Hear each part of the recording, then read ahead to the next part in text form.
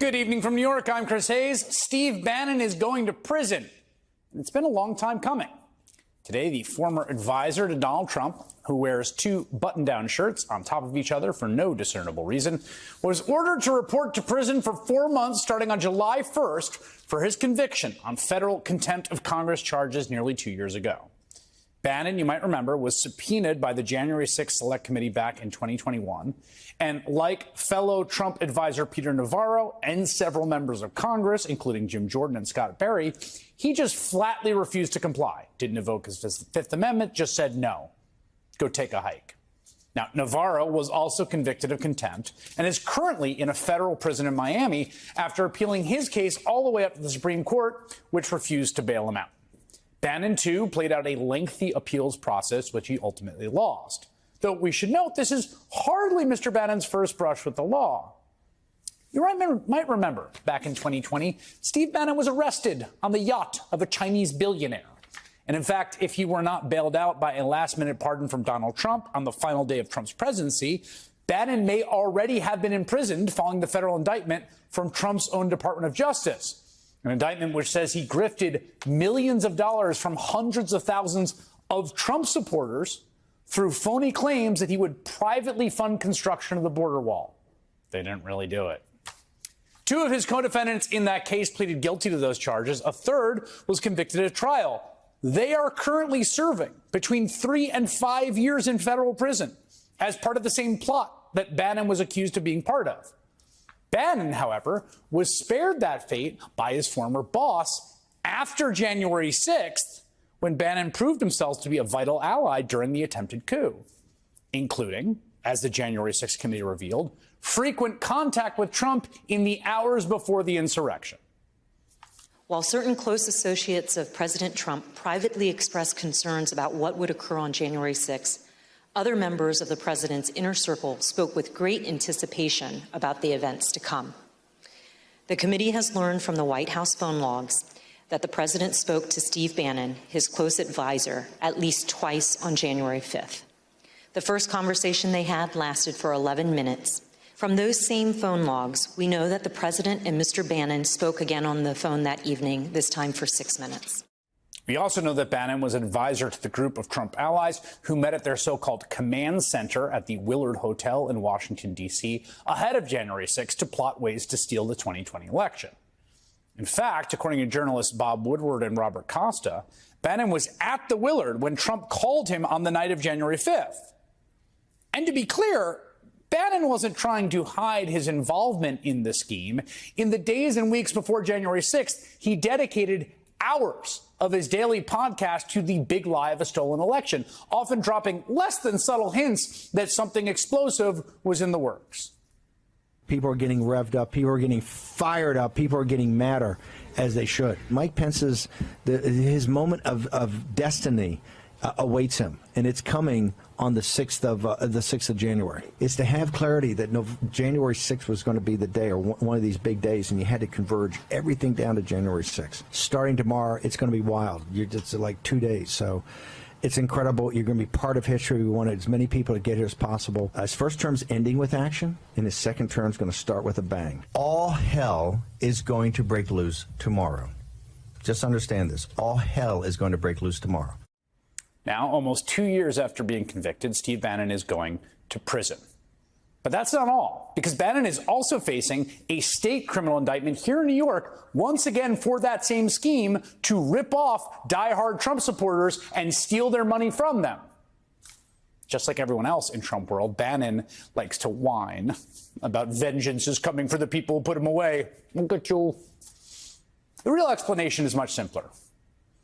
Donald Trump's a criminal, convicted on 34 felony counts, who surrounds himself with a bunch of other criminals, like Steve Bannon and Peter Navarro and his longtime political operative Roger Stone, who Trump sprung from jail ahead of the 2020 election, and Paul Manafort, Trump's former campaign manager, sentenced to 7.5 years in prison on a fraud conviction, who was also freed by his former boss, and Rick Gates, Trump's deputy campaign manager, who got prison time on charges of conspiracy and lying to the FBI, and George Papadopoulos, the former Trump campaign ad, who did a brief stint in prison for lying to investigators about his contacts with Russia.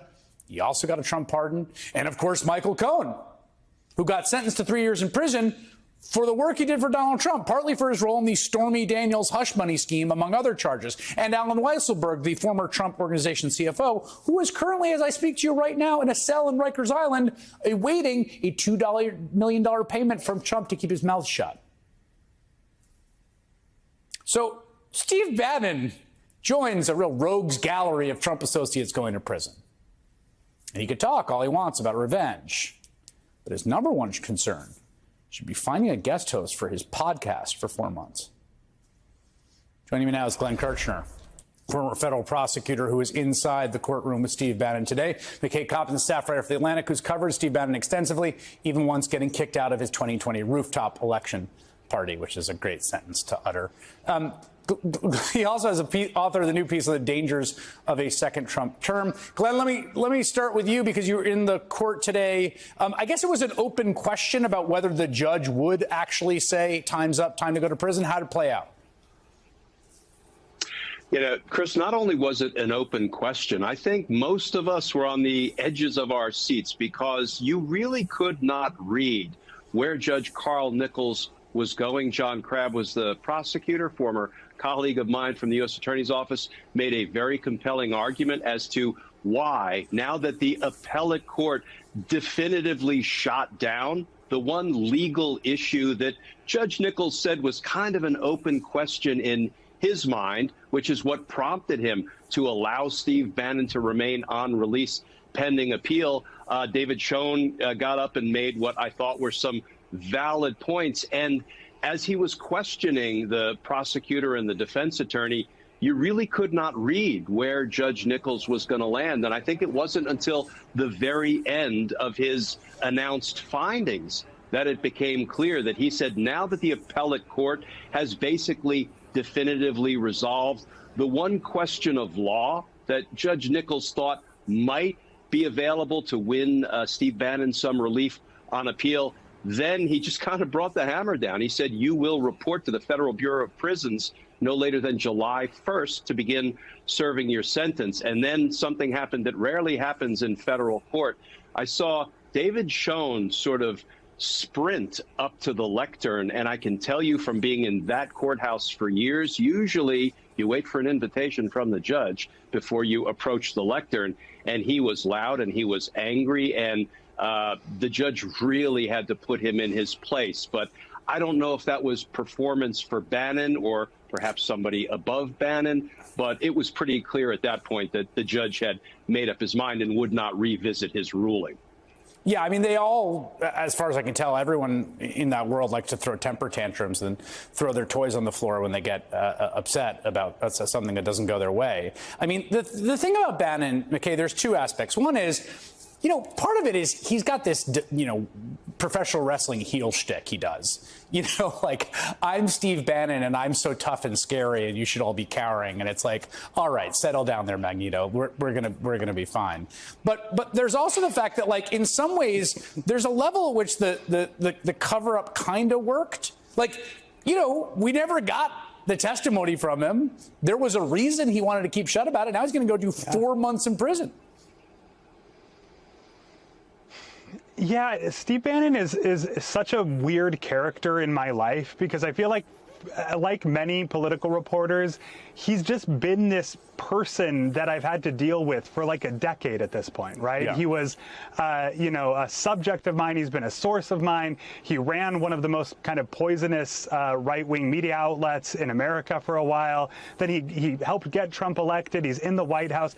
And throughout all of this, you know, I will say, just as an aside to your point, I often kind of struggled with how to depict him because he clearly was one of these people who enjoyed so much being depicted as like a supervillain character that I sometimes wondered if I was like doing his bidding by contributing to that characterization. But what I will say is that, like, Steve Bannon eventually, you know, like throughout all of this time, just acted with complete impunity. And I remember when he was pardoned on the last day of Trump's presidency, feeling like, and talking to other reporters about this, and just feeling like this guy is never going to be held accountable. Like, he has escaped accountability. But what's been interesting in the last several years is watching all these people in Trump's orbit, you know, one by one, actually face accountability, Yes. including Donald Trump himself. It's kind of culminated with his conviction. And so it is kind of a surreal moment for, I think, journalists like me and just people who have been following Trump and his allies for so long, seeing them finally kind of get their comeuppance. Yeah. It's kind of almost, it's hard to fathom. Yeah, and in this case, Glenn, the sentence is the duration of a semester abroad, so it's not an insanely long sentence. But he is not out of the woods. I mean, the New York case against him, as we said before, the other folks who are part of this scheme in federal court, 2 pleaded, 1 convicted, doing 3 to 5 years.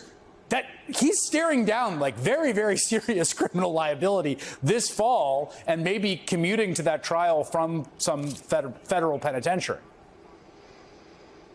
Yeah, Chris, and as you said in your lead-in, but for a presidential pardon previously for largely the same charges, although in federal court he's now going to be tried in state court in New York, he could already be in prison. And can I just build on something McKay said, which is that, it feels like we are forever thirsting for accountability, and it so rarely comes. But if we now look at the fact that Navarro is serving a prison term, Steve Bannon has been ordered to report to prison on July 1st, and Donald Trump will be sentenced for 34 felony convictions on July 11th. Dare I say, accountability might be trending at this point. We did not get a decision in the Donald Trump immunity case today. It has now been 6 weeks since the Supreme Court heard arguments on Trump's claim of absolute immunity from criminal prosecution for his attempt to steal the 2020 election. This means the court is delaying it, and they know that inevitably helps Trump. What makes this all the more preposterous is that 2 justices should have recused themselves from the immunity case already. One, Samuel Alito, who had 2 different coup flags flying outside his 2 homes, and Clarence Thomas, whose wife testified to the January 6th committee about her efforts in support of the coup. And that is just the first level at which this court is so deeply compromised. New data out today from Fix the Court takes a look at the value of gifts to justices over the past 20 years, both disclosed and then undisclosed gifts that were subsequently reported out. To take you through just a handful that give you a sense, Justice Elena Kagan's calculated to have received gifts valued at just under $1,200. That's over 20 years. Justice Ruth Bader Ginsburg, over $59,000. Again, over 20 years, $3,000 a year. Now, Justice Samuel Alito taking quite a bit more, $170,000 over 20 years. But none of that is in the zip code of the ballpark of Justice Clarence Thomas, whose gifts totaled over $4 million. To give you a sense of how that looks in chart form, take a look. Can you see where Justice Thomas is on that bar chart? The big red bar on the left? That's Clarence Thomas compared to all the other justices who served during this time. Melissa Murray is a professor at the New York University School of Law, co-host of Strict Scrutiny podcast, along with Leah Lippman and my wife, Kate Shaw, and she joins me now. I got to say, at some level, we knew bits and pieces of this. There's been an amazing series of ProPublica articles, some of which won the Pulitzer, about all of the gifts that Thomas has gotten. But to see it put out like that, am I wrong? This is a generational scandal for the court. Oh, 100%. I think you're exactly right. We have seen this sort of trickle out piecemeal, but having it splayed out in the aggregate really does make clear the expanse of the grift. I mean, I think that's the right term for it. It is a grift. If you think about Justice Thomas's salary over the course of his time on the court during this period that's been reported, it's roughly equal to the amount of the gifts that Fix the Court has identified here. I mean, that is actually quite staggering. He's managed to amass 2 distinct income streams. Yeah, we actually ran the math on this. So the cumulative gross pay over that period is about $4.7 million. The total gifts is over $4 million. He's got 2 masters. He's the servant of 2 masters. He's working for, the American people. And then he's got... Well, which American people? So let's talk about that, because... Well, he's been getting paid by the taxpayers. For sure. But, I mean, it has been said that look where your treasure is, for there your heart will be also. Right. And it's not surprising that some of the individuals who have been linked to some of these gifts, like the Koch brothers network, which has had Justice Thomas speak at donor events, for example, happens to be deeply involved in a set of major challenges to the regulatory state. These are cases we're still waiting for the court to decide, but we already know at least where the Koch brothers would like Justice Thomas to be. I guess now we're just waiting to find out have they made enough payments on it? I don't know. But that's kind of where all of this is going. Part of, the argument that people will make in defense of Thomas is that, well, he was always a conservative anyway, and these are just his friends hooking him up. No, and it's not unconstitutional to have friends. So I want to be very clear about that. You have a right to have friends, even rich friends. But I think where the optics of this become more problematic is that we are seeing individuals essentially donate funds to the court to keep this conservative supermajority in play. I mean, so there's been a lot of reporting, some of it by the New York Times last year, about this Justice Thomas complaining about his small judicial salary, which is actually quite significant relative to what other Americans make, and how maybe he wouldn't stay on the court. And all of these very wealthy interests were like, no, no, no. Let's figure out how to keep you on the court and keep you happy. And suddenly you see the money start rolling in. This is a really key point. I want to also talk about just the delay on the immunity case here, because it's not surprising. I think they tipped their hand when they took so long. First, they wouldn't let Jack Smith jump to the Supreme Court, even though we all knew they were going to want to weigh in. Even though they did it on COVID cases, they did it on student debt. Then they took it and they just sat on it for a while before they even announced arguments. Then they announced arguments on the very last day. Now it's been 6 weeks. Yeah. No, I mean, we knew this. I've said this a million times. By the time the Supreme Court weighs in on this, and I think this court must say at some point that there is no absolute immunity for a president from any criminal liability, but there may be some details about what's private, what's public, what's in the outer scope, the outer perimeter of the president's office. But whatever they do... A wholly invented doctrine, just to be clear. To be clear, but whatever they decide, it is purely academic at this point, because they have already, in effect, immunized this defendant, Donald Trump, from liability for these criminal charges. And that's kind of all that matters right now.